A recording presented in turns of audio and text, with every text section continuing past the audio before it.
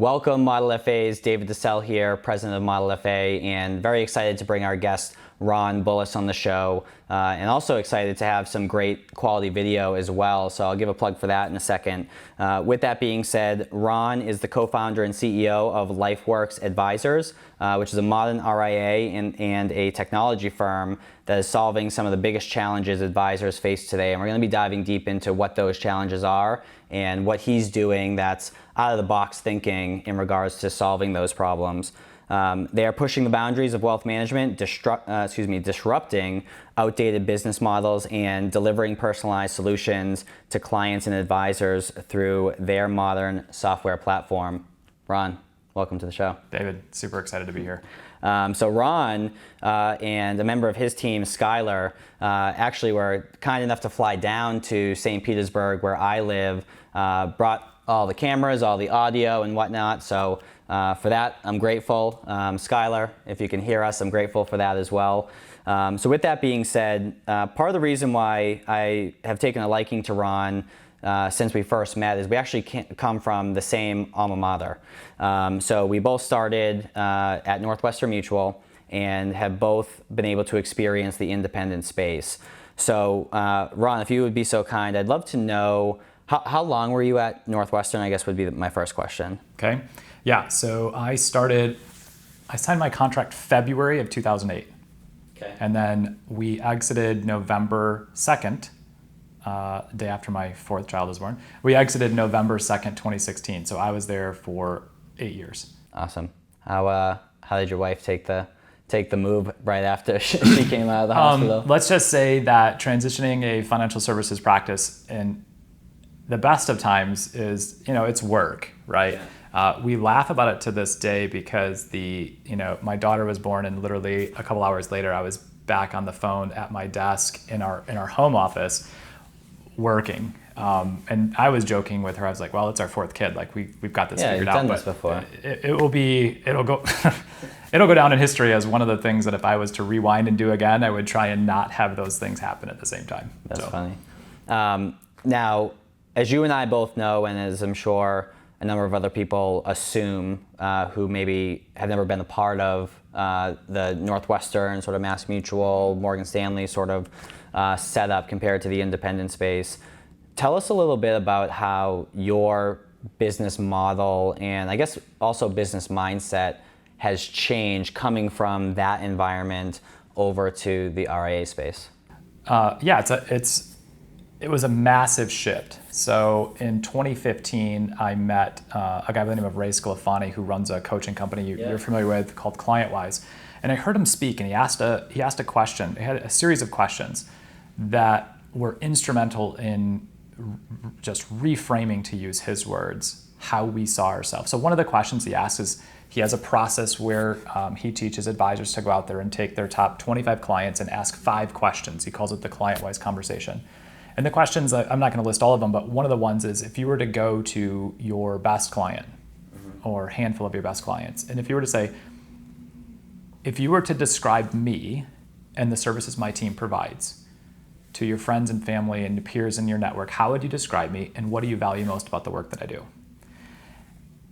And what I would have wanted my description to have been was like trusted advisor, strategic thinker, financial advisor. And what happened was, and this is not a knock on Northwestern Mutual, but we were viewed as the guys who sold our clients so much life insurance that they never wanted to buy any more life insurance from us ever again. Right. So to talk about the business model, this was the shift. When he asked that question, then the next question or series of questions that was coming through his talk was, does your business model and pricing strategy align with the value that you're bringing to your clients?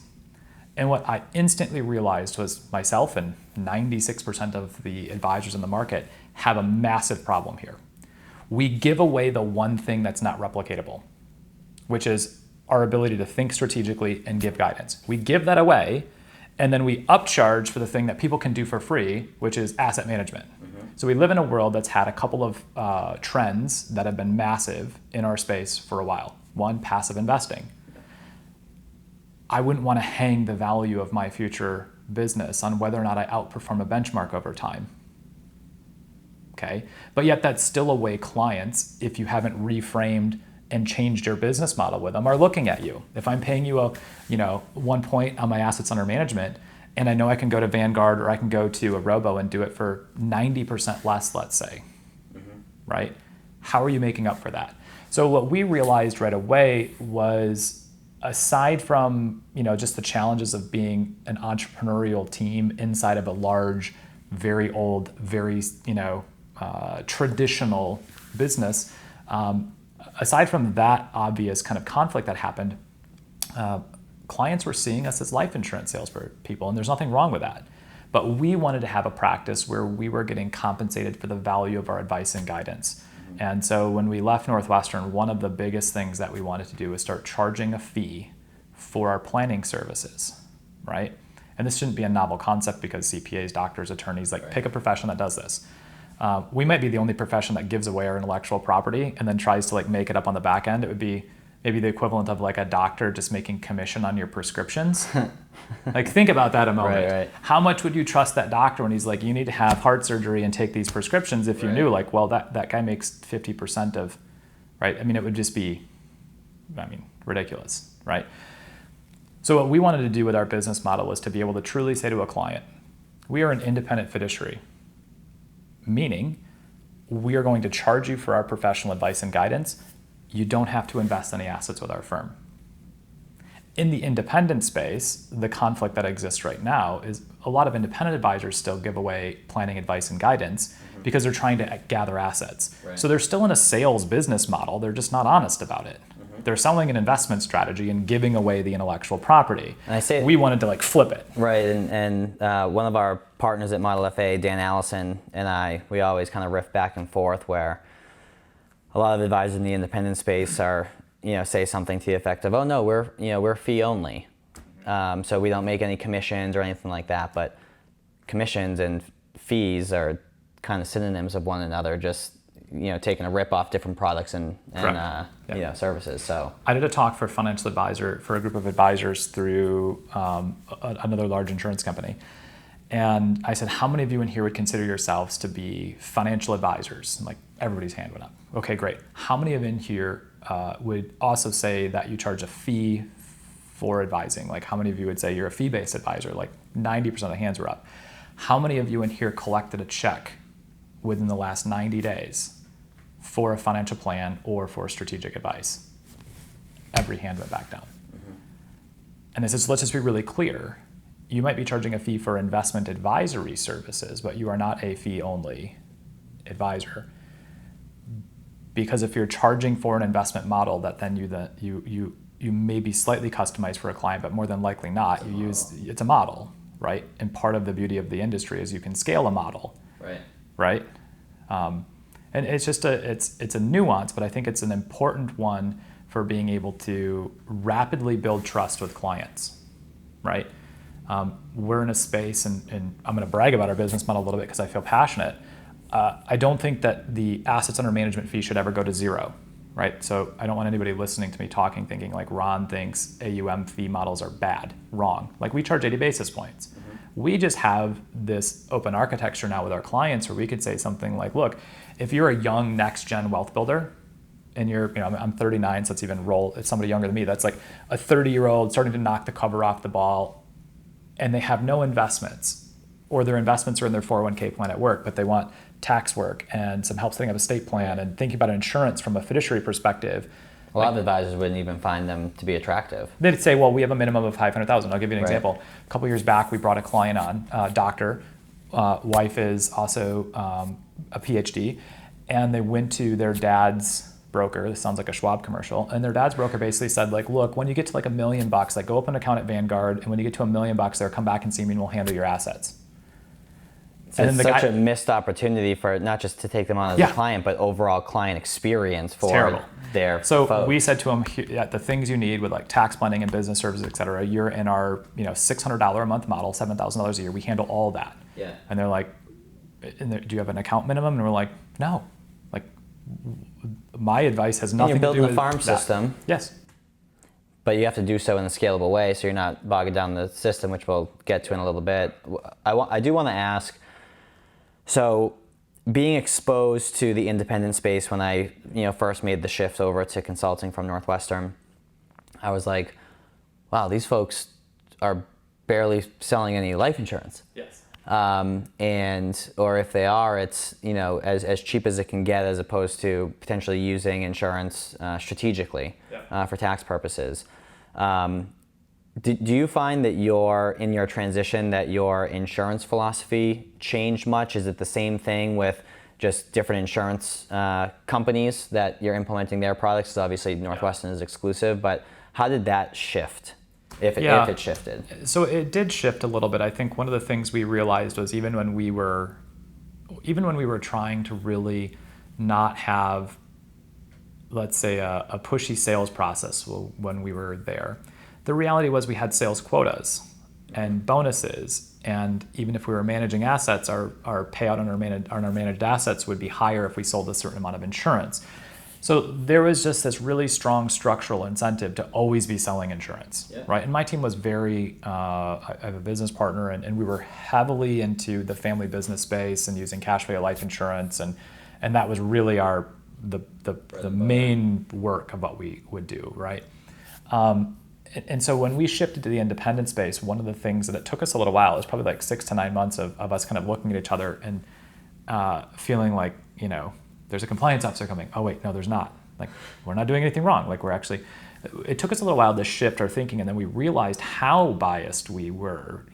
Everything essentially was a nail because we were the hammer at the time, right? It was like insurance was always the solution, and then the ancillary was let's manage some assets and grow that over time, right?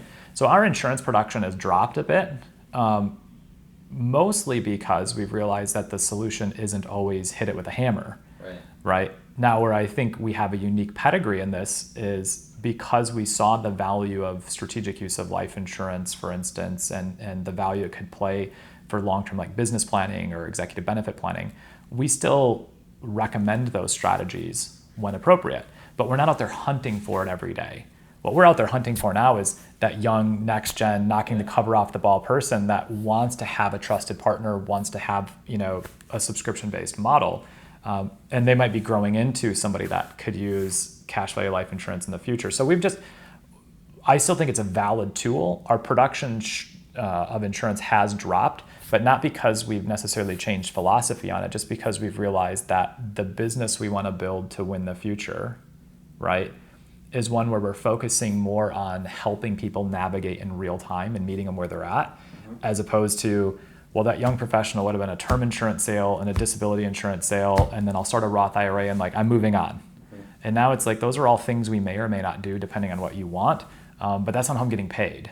And so a really important thing that I would say to the advisors listening is something my coach has said to me over and over and over again.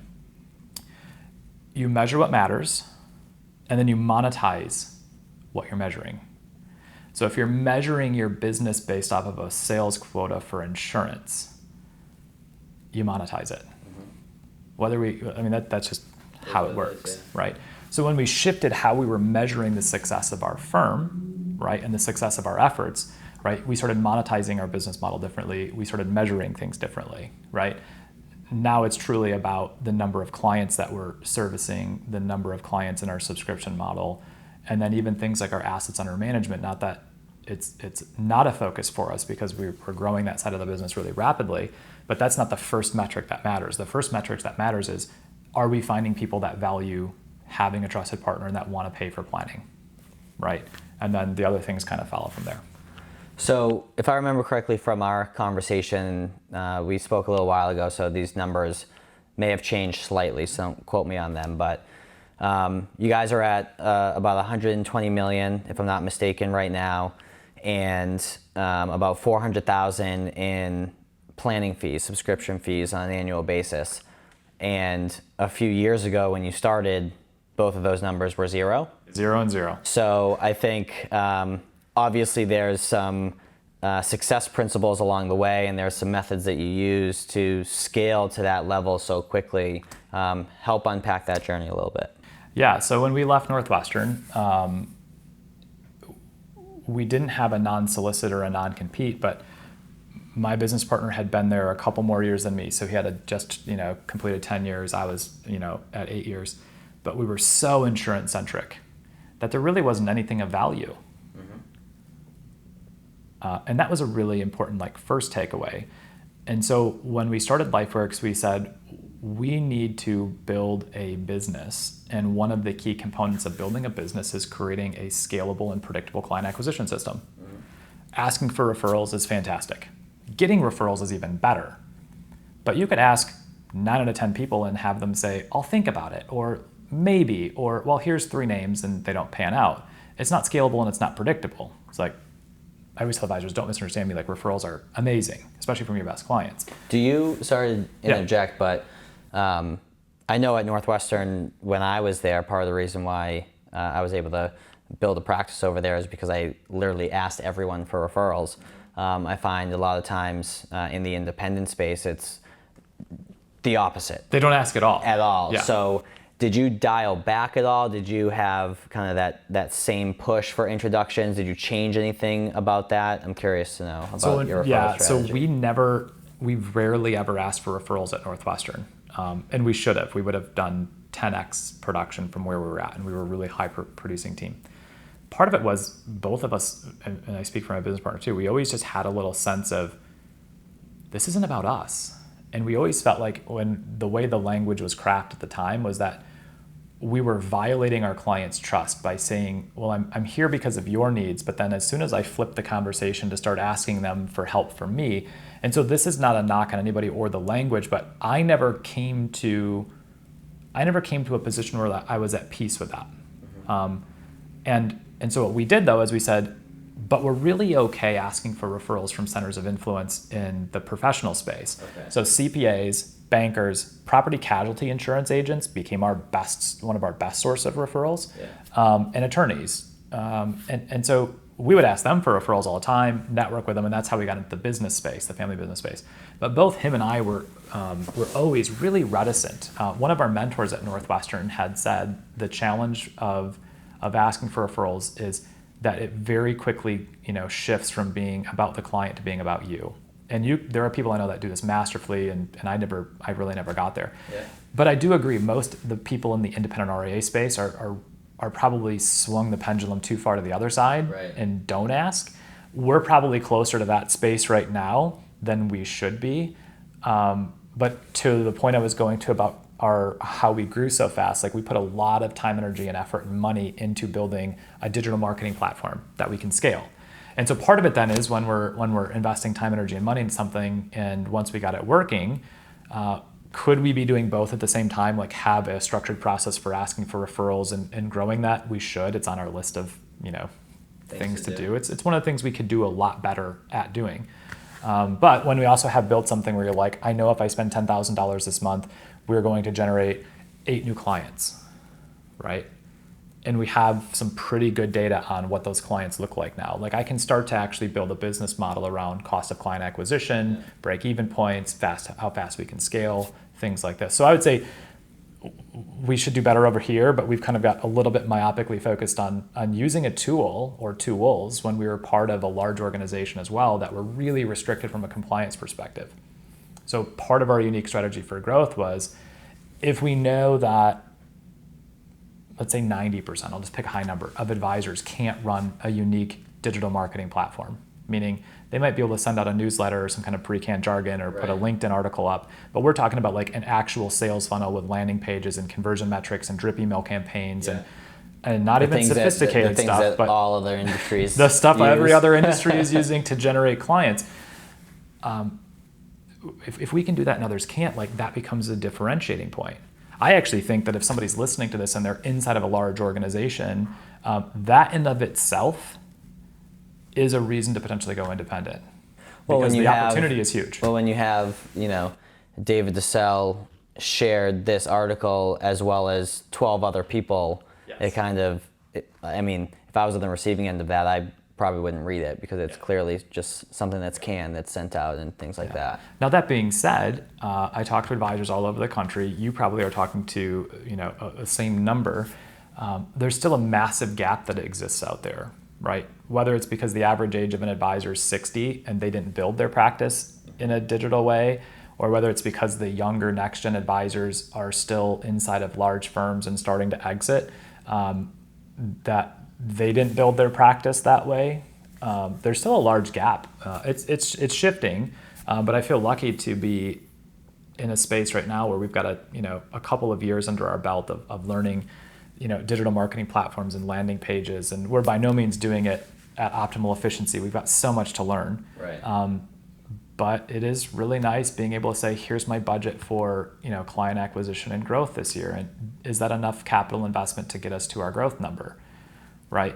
I couldn't do that a few years back, Right. And that's just a shift of thinking. That's part of what's driven growth. I mean, I've got an awesome team, and we can talk about other areas, but one of the biggest challenges I think advisors have today is how do you grow your business in a scalable and predictable way?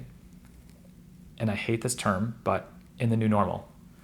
So let's say that whether we agree with our government's state, local, federal approach to the COVID pandemic, like set that aside, how it happened might become the model playbook for the future, meaning close the industries, everybody works remote, there's a breakout. Like, let's just fast forward to flu season next year. Mm-hmm. And let's say, unfortunately, COVID comes back and has variants. Like, if the reaction initially is to kind of like close everything down, work remotely, well, what are you going to do then? Like, you're going to have rubber chicken dinners with retirees? No. You're going to have networking events with other professionals? Probably not. Right?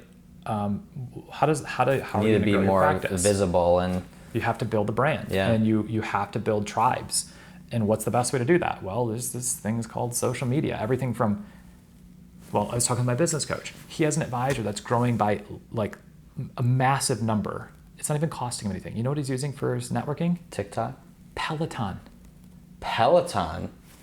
Tell me more, because I haven't come across this. That's what I said too. And he was talking about this in the frame of like, this person started using it and started hosting Peloton like group sessions and inviting friends of friends of friends. Yeah. And so like a couple of his clients got Pelotons and they started riding, and then they invited some friends, and the next thing you know, like college buddies from around the country, and the next thing you know, like he's now built a tribe. Well, it's good to be innovative in times of change like this. And one thing you were talking about in terms of making sure that you have the proper sales funnels in place, you're building your brand, things like that. I was talking to a client today, I'll give him a shout out, John Evans, and one thing that we're working on with him that I have all my clients do, which is at the beginning of every single first meeting, I should say, at Northwestern, we called it our approach. Yes. Right? So it's who we are, what our philosophy is, what our planning strategy is, how we're compensated, all that type of stuff. And you can even tell with my demeanor that, like, I've said it so many times that I've lost excitement. Hang you upside down by your toes, and you're still going to say the same language. Exactly. So it's one of those things where when you say that over and over and over and over again, it's tough to bring that same amount of energy. So you're naturally gonna be a little bit more blah after repeating yourself all the time. That's no way to start a meeting. Number two is you're spending 10 to 15 minutes at the beginning of the meeting just talking at them.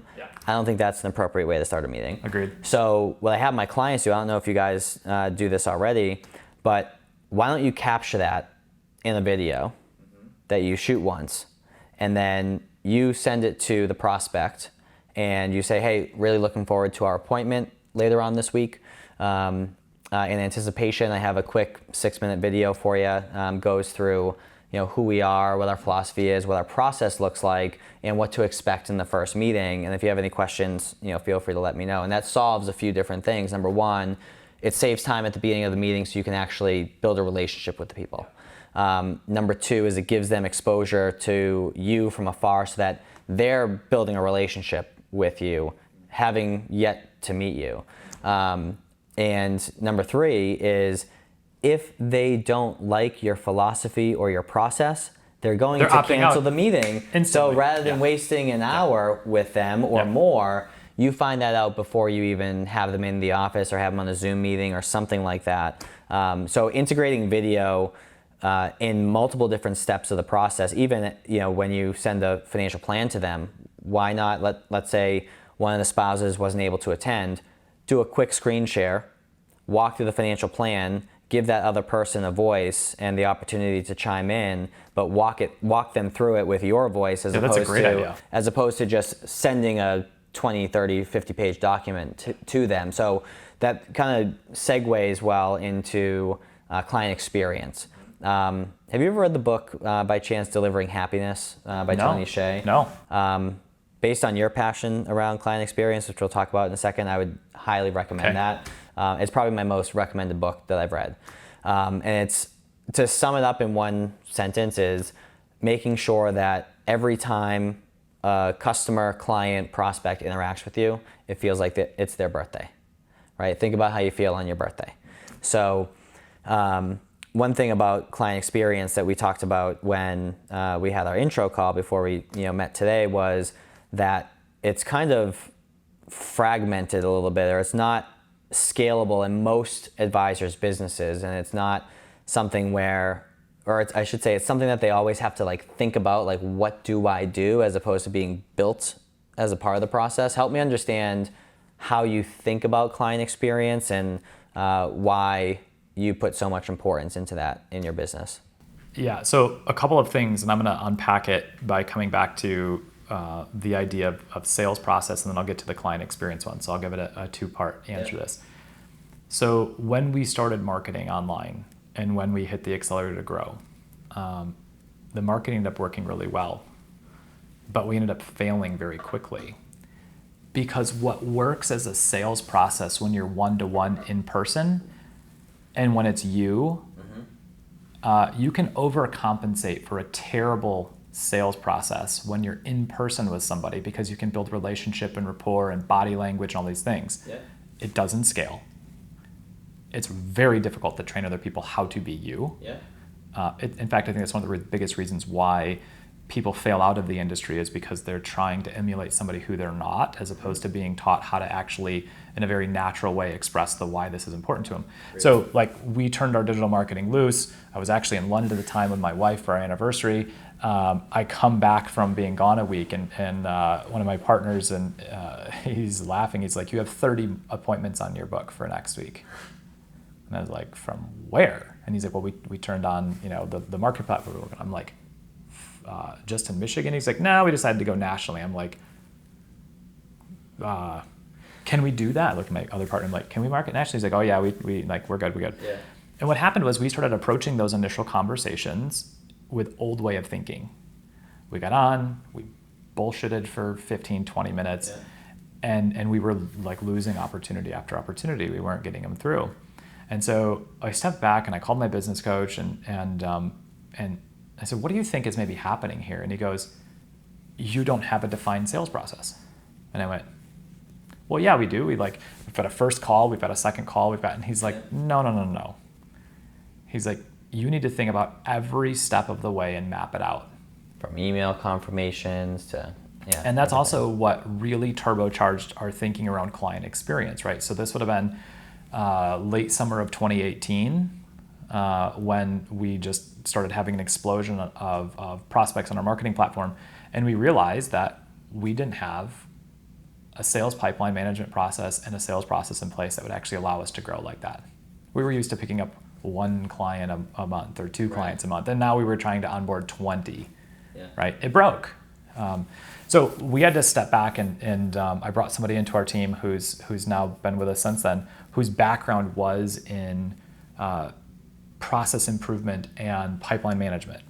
And we've done this twice. We're doing another revision and exercise on it right now, which is, how do you make sure that everything from the moment you're presenting who you are to that prospect to leading up to your sales call. You mentioned sending video. We send like leading videos like this. We send emails. Like, we want them to have 4, 5, 6, 8 pictures of us and interactions with our brand before we get on our first call. Yeah, well, I mean, whether someone's male or female, rich or poor, old or young, there's something about meeting an advisor for the first time that has some level of intimidation. Yeah. So if you can soften that a little bit more by, exposing them to who you are, it's only going to help. I couldn't agree with you more. In fact, Tim Ferriss had one of the founders of Airbnb, I think Joe Gabbia, on his podcast a couple years ago. Yeah. And I think it was him. There's two founders. And he mentioned something that was also a catalyst for this thinking. So maybe it was 3 years ago now that I listened to this one. I would definitely go back and try and find it. I'll send you the notes if I can. And he said, imagine trying to design a system to get two strangers from maybe the opposite ends of the world to trust each other enough to share their house. And he was the first one we did failed because we didn't design our system for trust. And so I started asking my team the question, what do we have to do to design our new client acquisition process, our sales process, to build trust rapidly? And we're long ways from having all these things answered, but this is now a repetitive process. Like, how can we make this a more engaging, more trustworthy process? So the sales process is one that I wanted to piggyback on kind of that last segment. So let's get to the client experience. Why am I passionate about it? Our industry, I think, has adopted this DMV, Social Security Administration, like acceptance of the client experience. Couple of things. One, the industry, let's say it's 100 plus years old, is mostly rooted in a sales process tradition, right? So early stockbrokers after World War II, kind of the idea of retirement came along, mutual funds were created, financial products were then created to sell to people.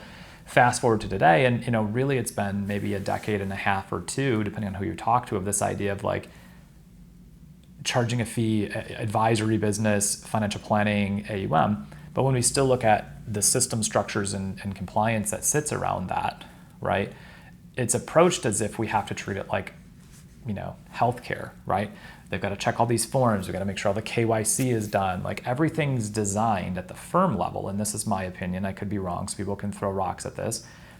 The stuff is designed, and our pedigree is designed to make sure we don't get sued or have an issue at audit with say, like the SEC or our compliance person. And there's nothing wrong with being compliant. In fact, I think having a really highly compliant practice is the key to being able to push the edges in other areas.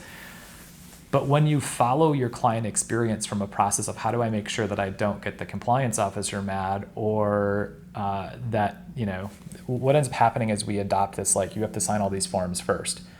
So we started looking at it saying, what industries have been massively disrupted by a shift in client experience? And so we've used 3 as examples. The first is Netflix versus cable TV. Okay. That shift that happened, and Netflix came out as originally a subscription, right? Like, they would mail you DVDs in the other envelope and you mail them back. They put Blockbuster out of business, right? Then they eventually cable companies are still around, but there's more subscribers on Netflix now than there are people that have cable, right? Well, what's the difference in the client experience? Well, it's immediate. I want to watch 24 hours of whatever the show is. I can just, right? It's personalized. I now get to decide what I want to watch.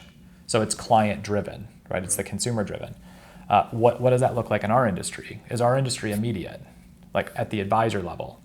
Well, for advisors listening, here's a simple test. If I was to go to your website right now, can I become a client right now? Or do I have to fill out a form and you're going to call me back on your time? Like, this is the big one. We live in a world now that next-gen wealth creators are digital natives, which is kind of a term that gets thrown around all the time. Yeah. We are used to downloading anything and everything we want in the immediacy and binge watching it if we want to do it, or interacting with it like this. Yeah. People don't put down their preferences for how they want to engage with something just because they're engaging with a different industry. Our industry has just kind of said, well, you need us. Well, then the robo-advisors came along and we were like, no, they don't. Right. And consumers still said, yeah, we want advisors, but the process is terrible. So there's a report from Ernst & Young, their 2019 Global Wealth Management Report. If people are listening to this and they haven't read it, like, just Google 2019 Ernst & Young Global Wealth Management Report, read it. In fact, I really hope they do another one in 2021. It's a survey of like 4,500 wealth management clients globally. Here's a couple of key takeaways. 80% of clients said they wanted more personal advice and planning, but half of them were sitting on the sidelines. Why? Because they didn't trust the structure of the fees they were being charged were fair, and the technology and experience was lacking. Like, that's the summation of like 40 pages of really, really good reading. So from a client experience perspective, why we're passionate about this is, I think the work advisors do and the work that my team does is noble work. And I'm taking this a little bit from Ray Sclafani and from other leaders in the industry, but we have a really important role to play. Whether we envision ourselves as more of a life coach or an accountability partner or a decision maker co-pilot kind of role, like when people get ready to make the biggest decisions of their life, or when they face some of the worst events in their life, like the loss of a family member, the loss of a business partner, we are wired to have human interaction. We want somebody sitting there helping us think through and making wise decisions. And our focus then in our client experience is, how do we start to remove these points of friction and these DMV-like experiences, right? So the first thing we said is we have to figure out how to make our system be immediate. And by that, you have to be able to become a client of mine at your time and your choosing. So right. Tell me more about that, because one thing that you had mentioned on our call is that a lot of what advisors actually do is, or their team does, is input data. Yeah. And in order for the various software programs to work, it needs to be manually entered.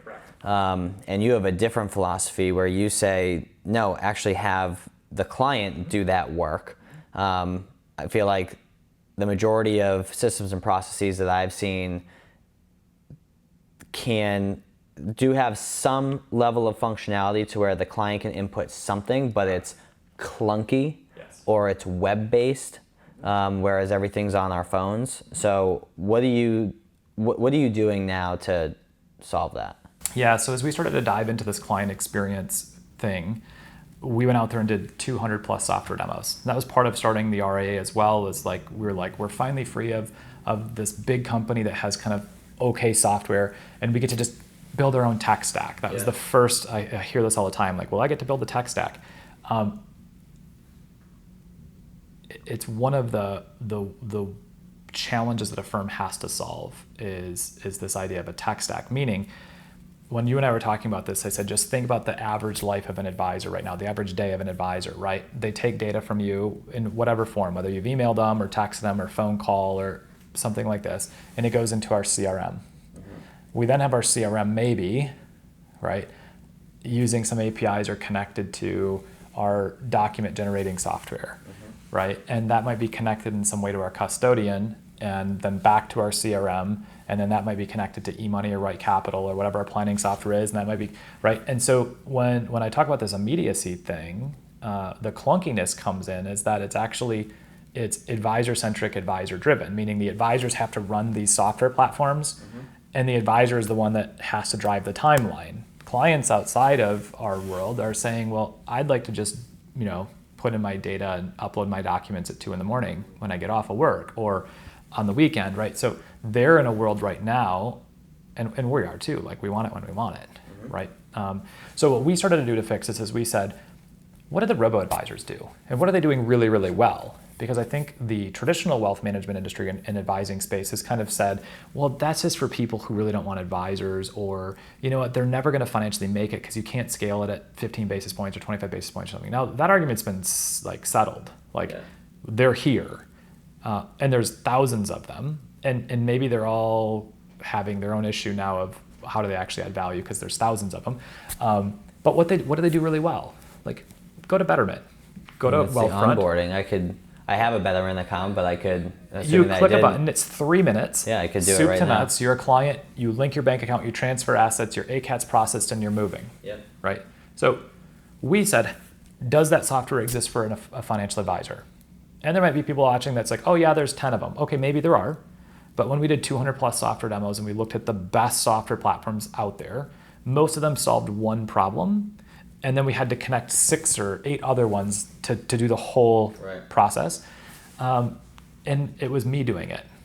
In our business, the most expensive thing on a firm's P&L is human capital, right? The biggest challenge our industry faces right now, when you talk to leaders and CEOs in the space, is attracting and retaining amazing talent, right? So we said we have to build a software platform that allows our clients to onboard 24/7. And it has to be collaborative. So if they want me to type in the data from gathering it from their spouse, their partner, a document, great, I can do that. But if they want to type it all in, they're going to do it way faster than I am anyway, and they're going to catch all the errors. So we built a digital onboarding tool. That's the first thing we set out to build, which is you want to become a client? Great, I'm on the phone with you. I send you a link. You create a username and password, and you digitally sign our ADV, our financial planning agreement, and you start onboarding. And then we ran into like, well, we charge a fee for planning, so we have to figure out how to get the credit card or the bank account information. So we had to build the credit card processing. So we're on this journey right now, and I'm happy to like talk more about our software platform of basically taking all of the manual processes that we were doing as advisors and looking at the best in the robo-advising space and even outside of our industry from a digital client experience and speed, and saying, what can we learn from that? How can we bring that into our platform? And then we're going to digitize the entire client experience, from onboarding to billing to opening investment accounts to delivering financial planning advice and guidance. Like, all that stuff has to be rethought and has to be built from the ground up. Because if you build a tech stack, you will find yourself, as we found ourselves in 2018 and early 2019, with 12 different software platforms, constantly trying to make sure that like my e-money records were like consistent with what was in my CRM and matching the custodian, and it's not scalable, right? So throughout that description, you were dropping a couple clues or hints, I should say, in terms of your team makeup. So as I work with various RIAs throughout the country, their staff is somewhat predictable, right? They'll have a CIO, maybe a CMO. They'll have their client service folks, obviously their advisors.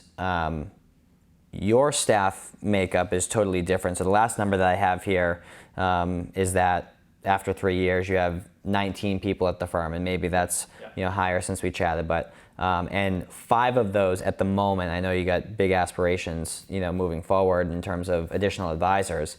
But 5 of them are client-facing advisors. So that means that there's 14 folks that don't work face-to-face with clients, but not all of them are client service folks. They're just a different makeup. So tell me about your team makeup and why you're investing your dollars into those types of folks. Yeah, man, I love this question. And I'm going to pick up where you just left off. I'm investing in the future of my business.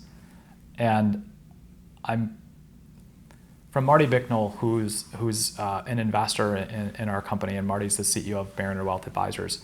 When you walk into his office in Kansas, he's got a monster statement on the wall, and it's simply clients first, associates second, shareholders last. And when we're in an industry that rewards people for being really good salespeople, what happens is you go from a starting advisor to maybe really good at sales, and you start making money, and then you hire a staff person to do some of the stuff you don't want to do. And you grow some more, and you hire another staff person, and then another, and then maybe you hire somebody to manage your staff people. And that's not investing in the growth, that's investing in leveraging what's already there, right? It either becomes a flat organizational structure where you've got like one person, like 20 across like this, or it becomes very hierarchical. And you've probably seen this even more than I have because you consult with advisors, is they'll say things to me like, yeah, but like, Ron, you're giving up so much of your income. Like, you guys are managing 120 million of assets, and then I'll openly tell people what my salary is, and they're like, well, yeah, but like I'm making 5 times that managing 100 million of assets. I'm like, yeah, what's your enterprise value? And what are you building to in 10 years? Right. And do your clients view the value of being a client of your firm and your team, or do they view the value of being a client of you? Because if it's you had a problem. Now you could have a great lifestyle practice, get really clear on that. Like, I'm gonna basically make as much money as I can and be profitable on a self-employed basis. For those of us that wanted to build enterprise value and build a firm and serve our clients differently across multiple generations, like if you want to build something with enduring value, enterprise value, you want to serve clients and their kids, you have to invest for the future. So a great example is Skylar, our business development director and videographer. We believed that we needed to do video really, really well to win the future, okay? So I said, we're going to have to lay down the cash to hire somebody, right? Because I could contract with somebody, but if this is a commitment to doing communication, so one foot in, one foot out if you take that approach. So we've kind of been taking it this way. So we started by hiring people that were really good in creative space.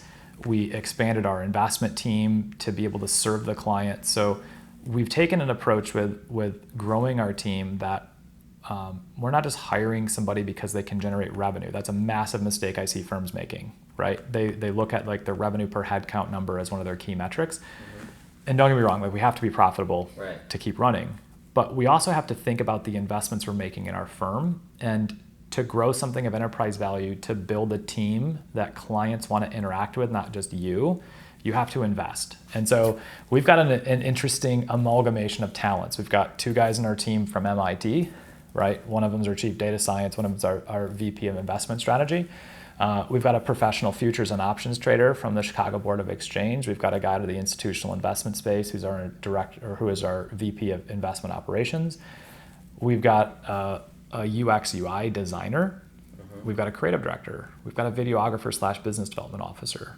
We've got 5 software engineers. So some of what we're doing is you finish that. Yeah, some of what we're doing is we're also building, the technology side out for our business plan of like bringing advisors onto our platform. But even before that, I was just looking out there and saying, who do I need to have on my team to win? And what is the world going to look like in 5 years? Because I want our clients of Lifeworks to love interacting with me, but I need to set my ego aside and say, whether I get hit by a bus, I die, I have to evolve my role in the company. I can't always be there for the clients I'm serving unless I build a world-class team.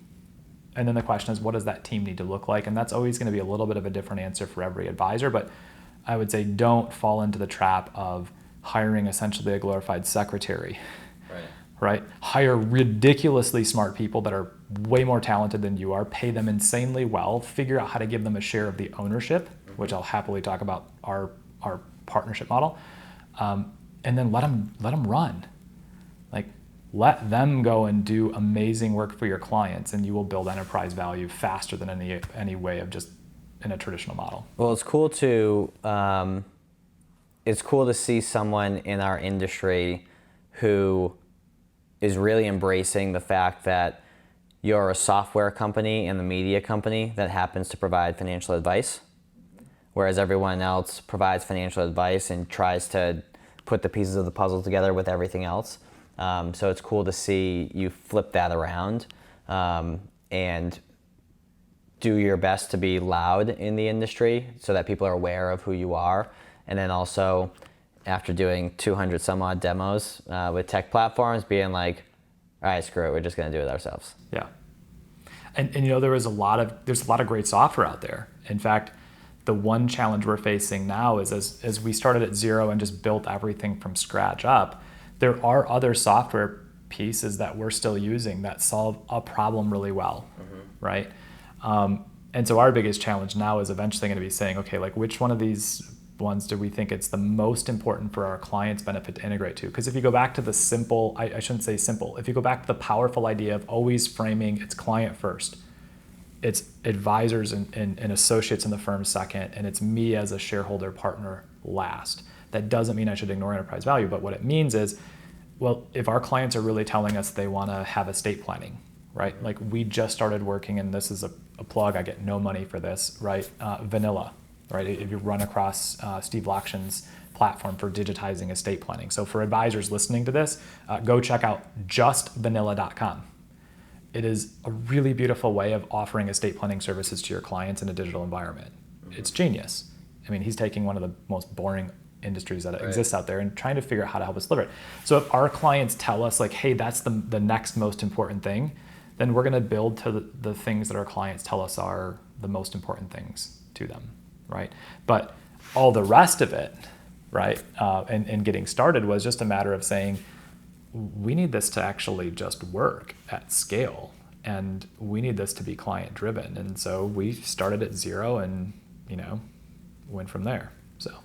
So one thing that just made me think of it when you brought up estate planning is, so one of our partners, as I mentioned earlier, Dan Allison, he has a process called, or a methodology, I should say, called feedback marketing. And it's essentially a comfortable approach to getting referrals. And actually, we got 2 videos that outline the exact process. I'll send you a link as a thank you for coming somebody who also needs it. Yeah, so it's really 3 main components. So it's gathering feedback on the front end with pinpointed questions that can be recycled depending on the stage of the client relationship, or we had folks who recycled the questions to be more towards their response to COVID and the market volatility last year. So the whole idea is getting feedback. If you stop there, that's valuable in and of itself, because you're either going to understand what you did for them that you didn't realize that you did, so that you can do that with everyone else, or hopefully they'll give you some sort of constructive criticism so you can continue to evolve. So you get feedback from them, making sure that you follow back up with them, let them know that you're working on whatever the constructive thing is. Don't just say, hey, thanks, and don't do anything with it. So come full circle. The second component is similar to what you said at the beginning, which is reminding them of the various services that you offer. And the reason why I said, based on what you said at the beginning, where when you were at Northwestern, people viewed you as the life insurance person, even though you may have helped them in other areas, you were kind of pigeonholed into that. So for example, if they had someone in their world who just got an inheritance for a few $1,000,000, they may not think of you because they didn't necessarily have that same experience with you. So making sure that you're reminding them of the various services that you provide. And the third component is actually going in and asking for introductions. So that's his methodology. So I'll give that to you as a thank you. But I guess the topic that I want to discuss now is, I have the stat here that you had mentioned. Did I take this note right? TD-FA Insight. TD Ameritrade FA Insight Study. Insight study, where 96% of advisors' revenue is generated off of AUM fees. Correct. However, that list of services, that step 2 that I just mentioned, has 10, 15, 20 different things. So essentially, a lot of advisors out there are saying how important all these things are, and yet all their revenue is coming from one spot and they're giving this other stuff away. So that's just me tossing that topic out there. Feel free to take that in whatever direction that you want. No, and I mean, this is a really important one. That there's a couple of things here. One, there's been conversation a lot in the industry for the last couple of years, and it still exists, about fee compression, right?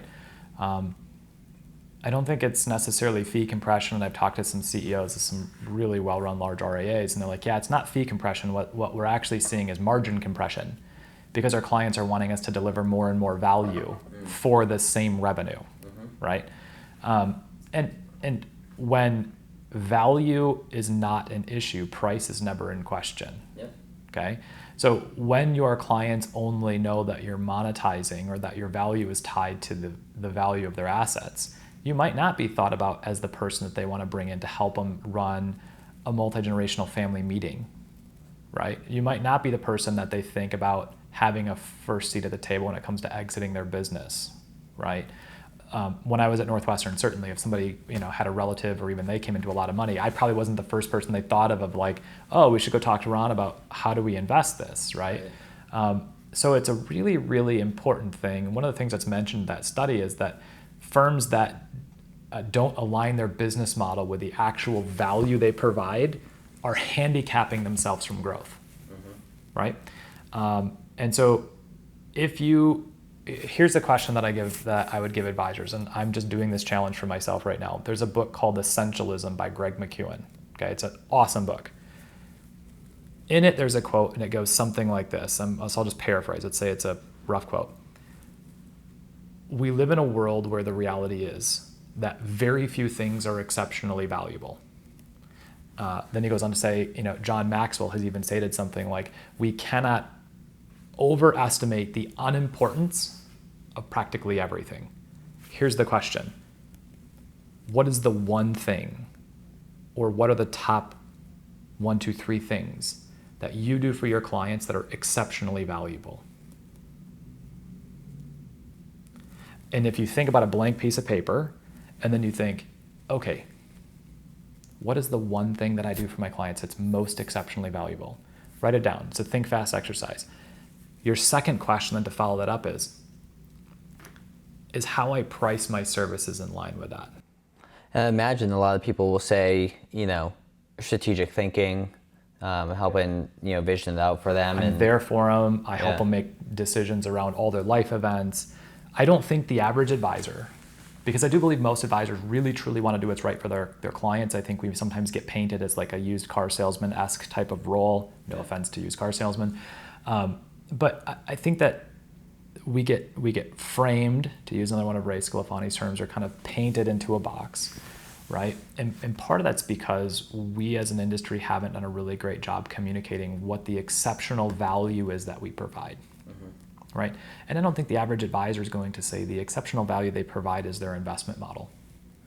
If they do, I would tell them, then stop being a financial advisor, open your own fund, and be a money manager.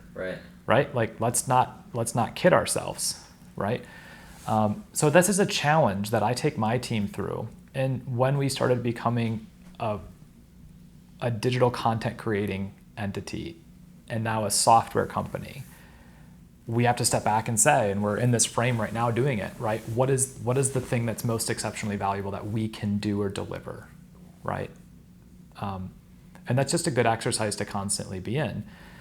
So with that in mind, when we looked at all the things we were doing, we said, okay, we need to build a services and deliverables matrix and then align our pricing strategy to it. So if you go on my website, this doesn't mean I think it's right or wrong. This is just what we've adopted.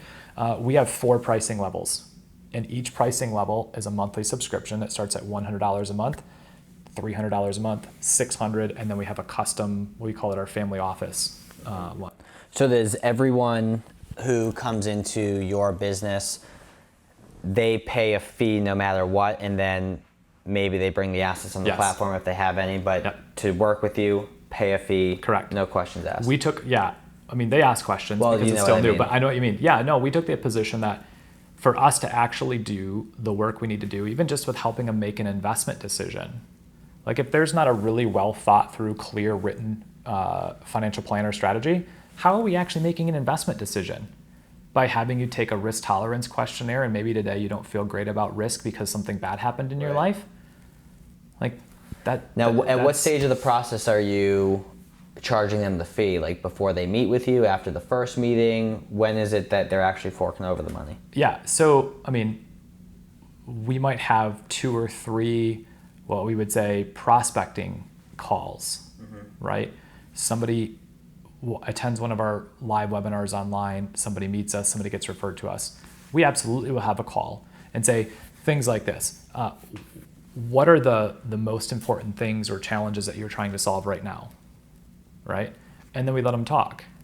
And then we say, and if you don't solve these challenges and issues, like what does it mean to you and your family? And then we let them talk. And then we say, based on what you're saying, like I think we could actually help. And here's how we operate with our clients. Like we charge a fee for planning, and the idea is that we bring the strategy first, and then we bring products and systems and investments second, right? It allows you, Mr. Prospect, to understand how our team works and to probably solve what your biggest challenge actually is, which is you don't have a plan. They show up thinking that they're worried about the market, right? Or not having enough money for retirement, but what that means is they don't have a plan. But if I just told them right away, well, you don't have a plan, they'd be like, well, I have a plan. It's like, yeah, okay. So we have to frame it in this way. So we might have 2 or 3 prospecting calls. The biggest difference though is we're not delivering any planning and advice until they acknowledge ADV, sign up for financial planning, and we bill them on the spot. We bill in advance. So you're just asking questions essentially the first few We're meetings. letting them ask a couple of questions, but generally speaking, we'll tell them, look, we're happy to have calls and emails and swap questions, but our goal is to understand really clearly as fast as humanly possible, what are the biggest challenges and obstacles that you're facing or that you're worrying about, right? Do we actually think that we can help with those things? So this is another maybe key, like a free takeaway here for advisors listening. You're not going to solve every one. Get really, really damn clear on where you add value and go as deep as you can there. What that means initially is advisors are like, well, I'm going to alienate a bunch of people. Like if I'm really good at working with CPAs or business owners, then well, what about the executive that comes in that has money, right? Our biggest flaw we make in the industry is we try and take on everybody and we become everything to everybody. Well, I was saying to Skylar before you got here, and advisors who don't focus on a specific group of people, essentially what they get stuck doing is they make all different types of promises to a bunch of different people on the front end, and then they realize that, okay, I can't actually scale this because all the practice management involved and the delivery of those promises are all different, so you can't have the systems and processes in place to actually scale to the proper level. Yeah. And this is where, back to my point about having a digital marketing platform or some kind of sustainable client acquisition system comes in. Because in my little network in Grand Rapids, Michigan, right, maybe it's a 300,000 person town, right? I might say, well, there's 1,000 of my perfect clients there, but I've got to fight with the 5,000 advisors in town for them. But there's 3 million of them nationally, right? My pool for clients that are perfect, ideal clients, increases significantly when I expand my vision of where those clients can come from. But it does mean you have to have defined processes. You have to have the ability to replicate this in a digital environment. I mean, there's things there. So getting really clear on that is important. We're guilty sometimes of getting, bringing on a client and being like, yeah, they're a really great person, but I don't know if this is going to be a great long-term fit. So for us, the charging a fee before we provide any advice and planning helps in this regards, because we're asking the client to do an assessment of, do I think these guys are worth it? Do I think that what they're saying is actually what I'm looking for? And even though it's like a baby step, right? If they sign up for the $100 a month, plan, and we're doing like cash flow and taxes and retirement planning, right? It's not a massive commitment on our side. It's not a massive commitment on their side. Oftentimes they end up accelerating it. They're like, I want the second. You guys get to date each other for a bit. Now, do they, I guess, to get somewhat technical is probably too strong of a word, but do you require folks to pay monthly, or do you provide any volume discount for quarterly or annual payments? Yeah, so no volume discount.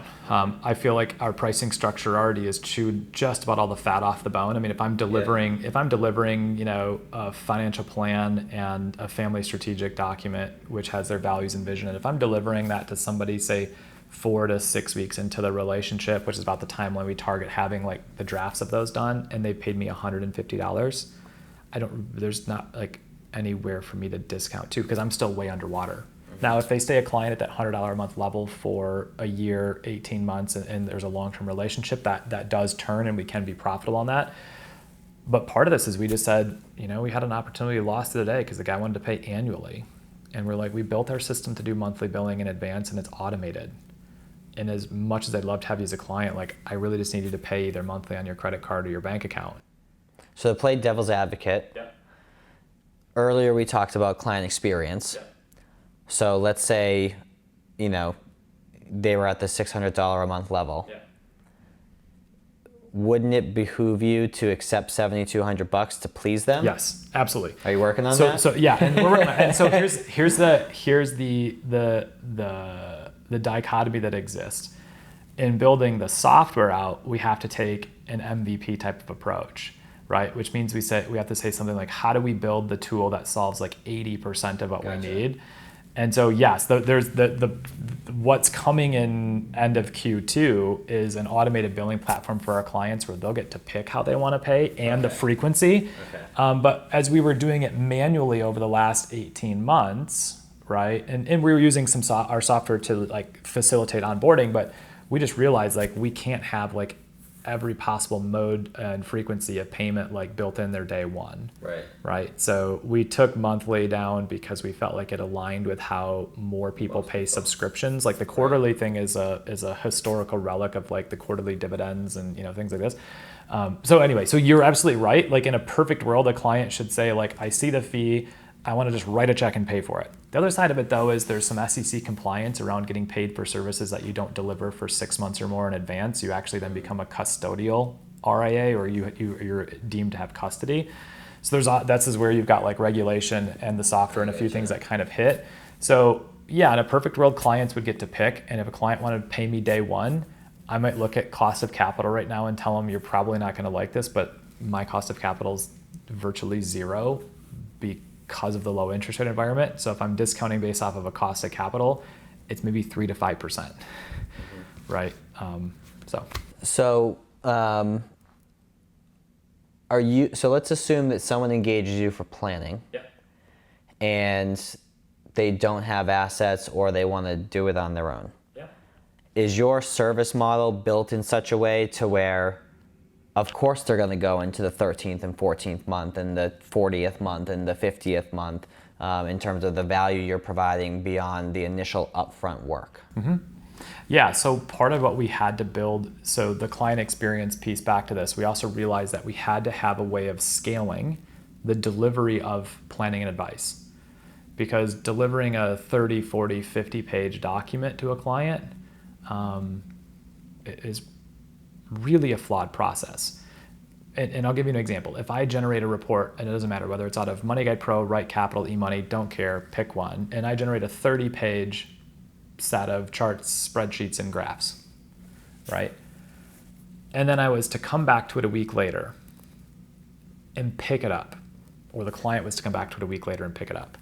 Are they actually truly going to be able to go through that whole thing and remember the nuances of, well, this one's tied to a Roth conversion but no early Social Security, or this one's max funding college funding but not retirement? No, they're absolutely not. In fact, if you were to try to tell somebody in a business setting, like, I'm going to come in and I'm going to change everything about your business all at once, you as a business owner would be like, whoa, time out. That's a recipe for failure, right? In fact, even in marketing, what do the marketing people have told me? Like, you change one thing at a time and you test it. And you change another thing at a time and you test it. So we built a modularized approach to delivering financial advice and guidance. We call it the Family Strategic Planning System. There are 8 areas, right? Family strategy, financial planning, risk management, taxes, business planning, investment and savings, estate and legacy planning, and philanthropy, right? Those are the areas. If in our discovery process and your onboarding, the conversations with you and our team are like, you really need help in budgeting, taxes, and life insurance, right? We're going to escalate that in our written document, and we write things out. And then we say, we will get through all these as fast as you want, but generally the cadence is we start implementing things. And as we implement stuff, new things come up. So we've designed it in such a way that we're also trying to tell our clients, like, take a breath, we'll solve any, current issues, we'll solve the trauma, right, to use a medical term. And then we'll look at the emergent issues that come after that in a logical way. But you also can get to then tell us what's most important to you, right? And then know that if you forget about it, our job is to bring it back up. And we use right now a quarterly planning cadence. So each quarter has a focus. Inside of each quarter is 2 topics. So we're digesting these chunks. And we have worksheets and workbooks and checklists. They're not digitized yet, so part of the software we're trying to do. Yeah. But you can relax. Like, if you forget about tax planning, my job as your advisor is to make sure we're having the conversation at the appropriate time. That's what you're paying me for. If you decide you don't want somebody that's piloting the plane while you're taking a nap in the back and you want to be responsible for it, then you shouldn't be paying an advisor of any sort, right? Because you can go online as an individual right now and watch YouTube videos and digest stuff for free and go on NerdWallet and God bless people that do that, right? So part of it for us was just saying, like, what's harder? Initially solving a problem that anybody could probably see, or continually improving something that's already really good, right? Year 2's work is harder, and we actually should get paid more for year 2's work. The mistake, I think, here is that all the value is created in the planning on the front side, and that's the easy part. Like, that's the one anybody and everybody should be able to spot the big problems and fix them. The hard part then is to say, okay, Mr. or Mrs. Advisor, right? What's the smallest change you can make to your client's plan next year, or when that year comes, that's going to have the biggest impact down the road? Right. So it then forces the advisor to continue to be strategic and earn the money. And we use that language with our clients. The burden is on us and my team to deliver value to you. And if you feel like we're not delivering value, go back to when value's in question, price is the issue, right? That I think, and again, I could be wrong, I don't have everything figured out, I think it helps right-size the trust issue between clients and advisors, because they know if at any point in time I'm not delivering value, they just stop the subscription. Well, and it forces the advisor, because I feel like a lot of advisors, once they bring on a new client, it's immediately, I'm exaggerating slightly in terms of the word immediate, but it very quickly gets into maintenance mode, as opposed to proactive mode. Correct. And relying mostly on the client to bring up, I would agree with that. And we still sometimes fall prey to that, right? Where we're like, oh man, we've kind of been a little lax on getting out new content about estate planning. Like we've got to lead this conversation. Peter Sheehan, who's I heard him at a Barron's conference, a consultant based out of I think Australia or New Zealand.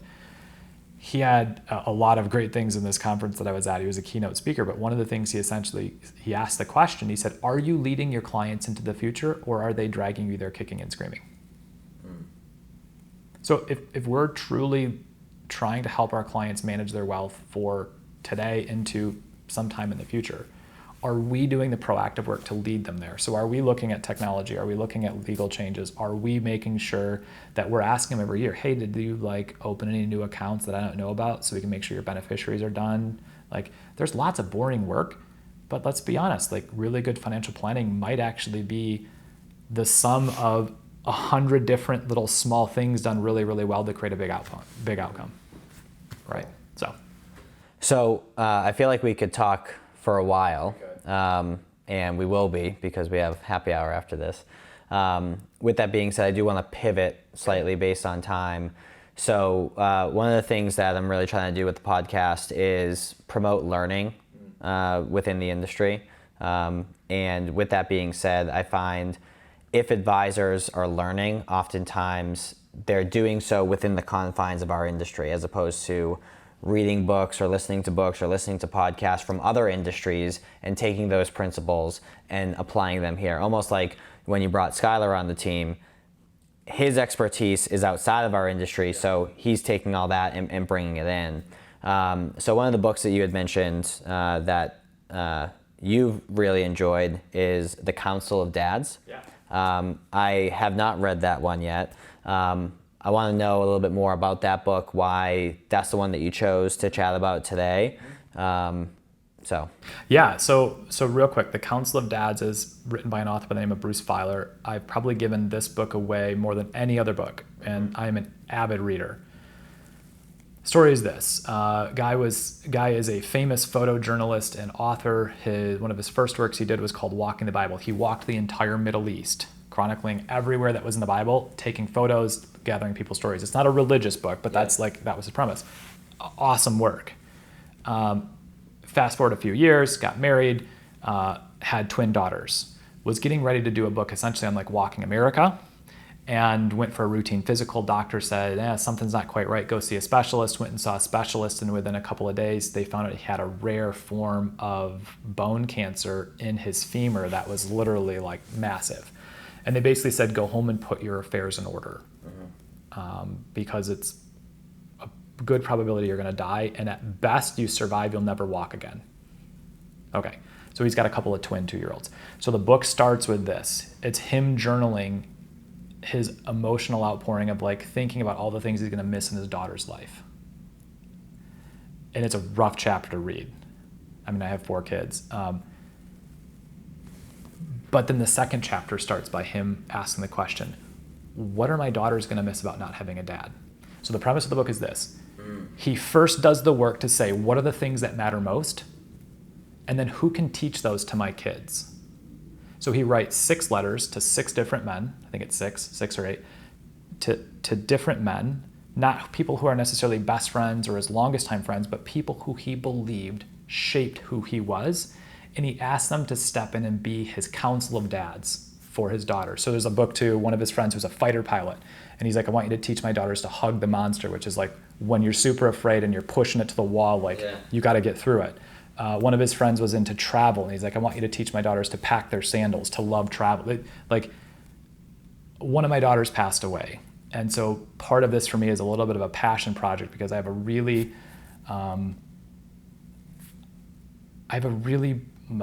deeply rooted grasp personally for me right now on making sure that I'm living every moment as fully as I can. My sign off on my email is live above the grind. And I know I don't always do it, right? So this is I need the reminder.